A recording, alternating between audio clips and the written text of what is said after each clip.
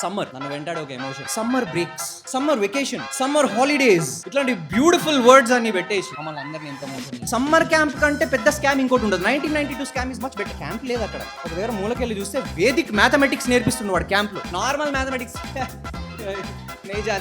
Like 4-5 children, 4-5 కలిసి గాల్లో చేతులు లేపుతున్నారు, గాల్లో కింది తీసినారు, బీజాలు పైకి కిందికి అంటున్నారు. ఏం జరుగుతుంది ఇక్కడ? చేతబడి చేపిస్తారా బడికి పంపాల్సిన పిల్లలతోటి అని నేను వాళ్ళతో గొడవ పెట్టుకుంటే దిస్ ఇస్ అబాకస్ క్లాస్ అంటాడు వాడు. అబాకస్ క్లాస్ వాడిని వీడిని అడిదిప్పి క్యాంప్ అంతా చదువే కదా స్వామి. ఏడ్రా బ్రేక్, ఏడ్రా వెకేషన్. ఇంట్లో సమ్మర్లో ఉన్నంత డ్రామా ఏడు. ఈ కూలర్ పని చేయాలంటే దానికంటే ముందు మనం పని చేయాలి.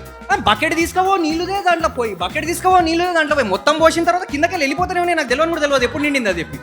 అరే ఒక ఇంటిమేషన్ లేదు, బతుకు క్లారిటీ లేదు, ఒక మోగిన అలారం లేదు. నేను బండలు తుడిచి బకెట్లు తెచ్చి నీళ్ళు వేసి నేను 10 మనుషులే కానీ నేను చచ్చిపోయాను ఆల్రెడీ. దాని తర్వాత ఎవడో వచ్చి ఆ కూలర్ వాడతాడు, ఇన్వర్టర్. ఈ ఇన్వర్టర్ తోటి నా ప్రాబ్లం ఏంటంటే దీని బతుకున్నది ఒకటే పని, is to work when the power is not there. నిన్ను అట్లా అని చెప్పి పోనీ సంవత్సరం అంతా వాడుతున్నామా అంటే లేదు, మేము వాడం. నిన్ను వాడేది ఒకటేసారి, అది సమ్మర్లో పవర్ కట్ అయినప్పుడు. అది ఎప్పుడు లేనిది సమ్మర్లో పవర్ కట్ అయినప్పుడే ఇన్వర్టర్ పాడవుతుంది. సో ఇంట్లో ఎక్విప్మెంట్స్ పనిచేయట్లేదు అంటే ఫస్ట్ అలర్ట్ అయ్యేది ఎవడు? డాడీ. ఒక రిటైర్ అయిన డాడీకి ఎలక్ట్రీషియన్ కంటే బెస్ట్ ఫ్రెండ్ ఇంకోటి ఉండడు. వాడు క్లోజెస్ట్ ఫ్రెండ్.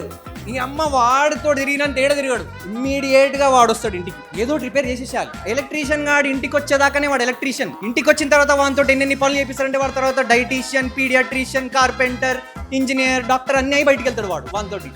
అన్న అదే స్క్రూ డ్రైవర్తో కిచెన్ లో కూడా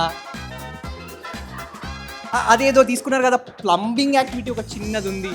వాడిని అన్ని సకల కళ వల్లభుడు అయి బయటికి పోతాడు వాడు లాస్ట్కి ఎలక్ట్రీషియన్. వాడు జీవితకాలం నాకు రుణపడి ఉండాలి, ఎందుకంటే మా డాడీ పొద్దున్నే లేచి రిపేర్ చేయడానికి మాకు కొడుకు తప్ప ఎవ్వరు లేడు అనే ఒక కాన్సెప్ట్లో లేచి ఆయనను పిలిచిండు. సో నా వల్లనే వాడు ఆ స్కిల్స్ అన్ని నేర్చుకున్నాడు.